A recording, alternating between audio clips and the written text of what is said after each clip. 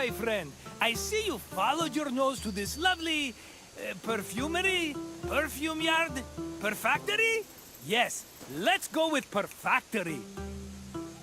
Why, I'm Marcos, of course, one of the most successful merchants in all of Greece. You really haven't heard of me? My name is known from Kefalonia to Kos. If you've ever paid money for something, I probably received a percentage. But enough about me. Let's go back to what you're doing here. A word of advice from a former perfume peddler. Never start your sales pitch with, "You smell like you could use some perfume." It has a surprisingly low success rate. This sensuous little island is where perfume was produced. Your nostrils are in for a treat, unless you're allergic, in which case I could sell you a wonderful remedy for a very reasonable price. No? Okay then. I'll check in on you at the end of your visit. See you soon, my friend.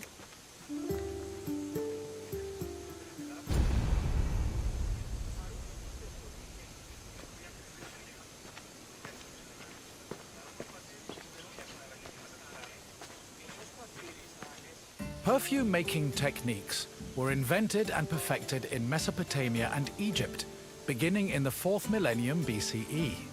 By the time of the Mycenaean era, perfume played an important role in the Greek economy. Mostly reserved for kings, priests, and aristocrats in the beginning, it later became more widely available during the classical and Hellenistic periods. Greeks used perfume for more than just personal cosmetics. It also had sacred uses. For example, cults would sometimes anoint their god's statue with perfume, and it was also used during rituals like weddings and funerals. Food and wine could also be scented with perfume to add to a meal's presentation. The art of making perfume was part of medicine and pharmacology, and physicians devoted entire books listing the best perfume recipes.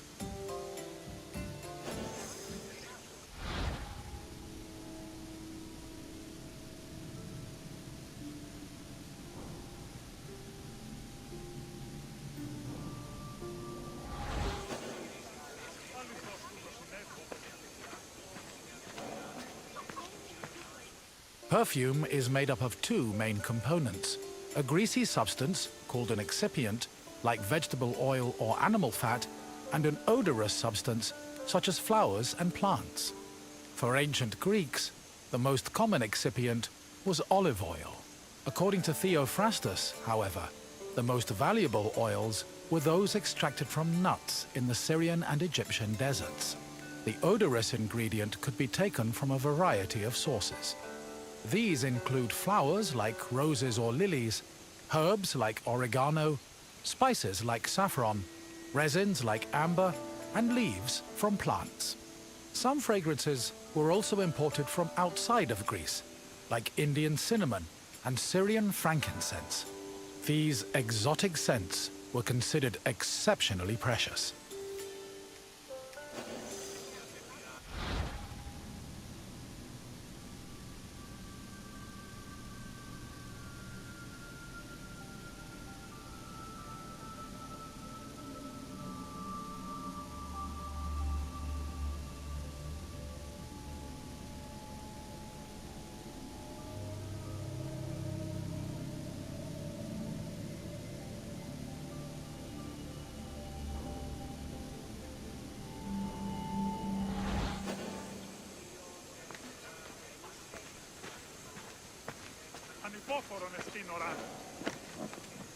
Mixing scent into the fatty excipient was called enfleurage, of which there were two methods.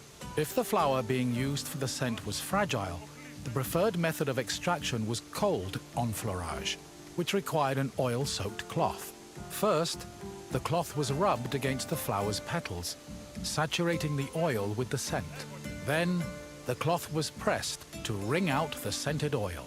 Hot enfleurage involved heating the excipient before mixing in the scented substance.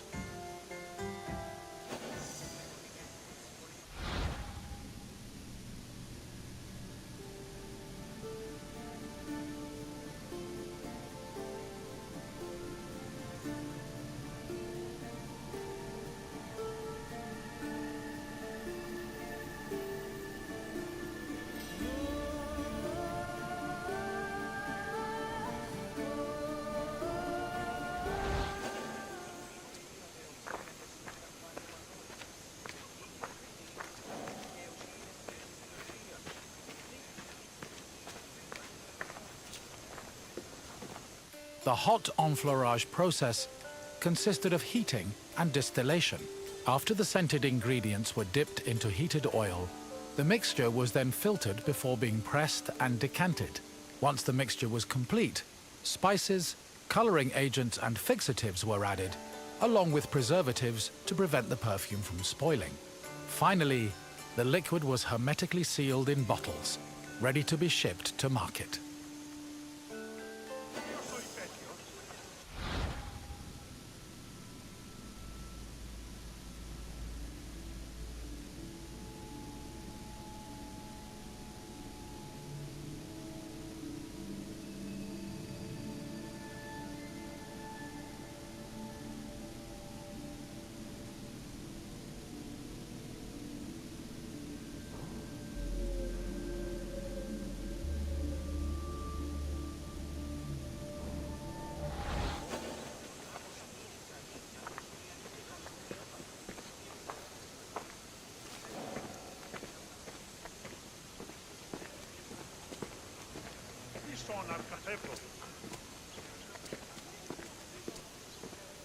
Perfume was usually bottled in ceramic or glass flasks, but more luxurious fragrances were contained in ornamented and painted flasks.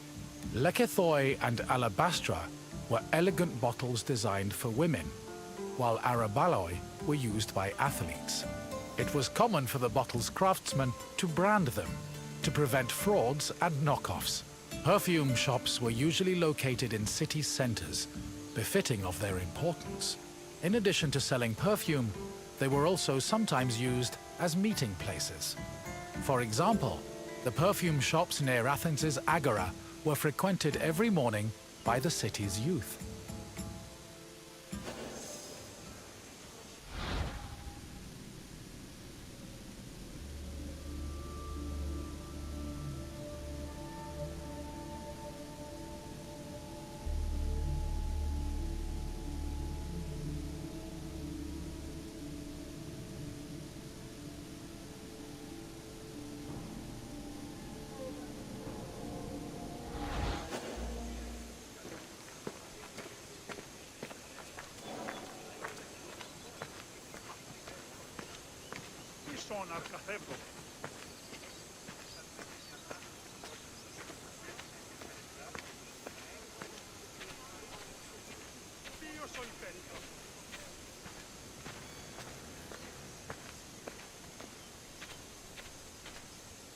The main purpose of perfume was to attract members of both the opposite and the same sex. We can trace this practice back to a scene in the Iliad, where Hera used perfume to seduce Zeus. Similarly, hymns about goddesses like Demeter and Aphrodite always mention their pleasant smell, further solidifying the belief that scent and seduction went hand in hand. However, perfume was also a mark of social status. Athletes covered themselves in perfumed oils during their training and at symposia, and citizens were judged based on how anointed, shiny, and perfumed their bodies were.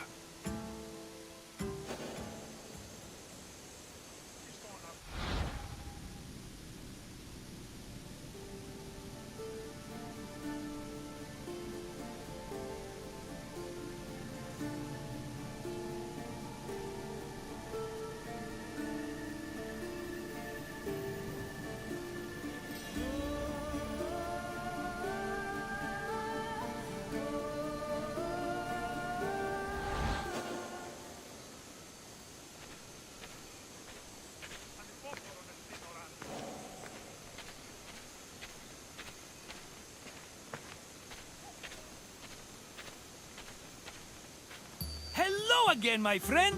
I hope you see now how important perfume was, not only for aesthetic purposes, but for Greek social hierarchy.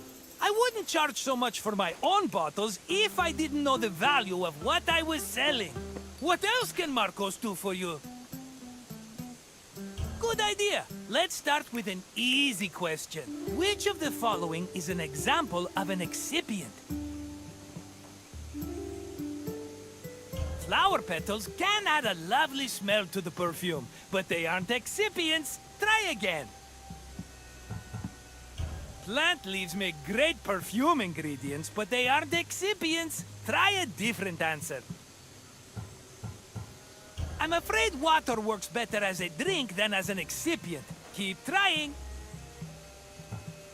Yes, olive oil makes a great excipient, and dressing, and medicine. Honestly, we pour that stuff on everything, including ourselves. And question 2. What is enfleurage? It does sound like a lovely dance, doesn't it? Unfortunately, it isn't. Try again. Doesn't sound like any sport I've ever heard of. Keep trying.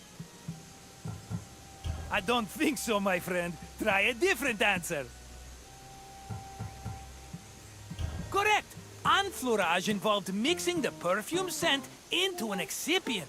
We're almost done. Just one more question.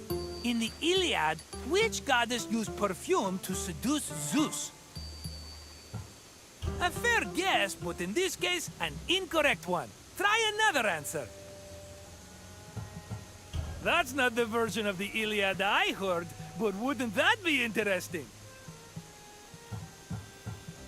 I don't think so. As funny as it is to imagine the god of the underworld batting his eyelashes at Zeus.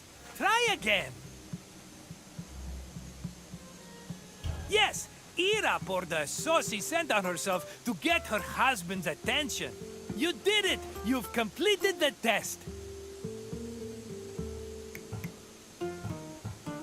If you say so, but I have a feeling we'll run into each other again soon. Farewell!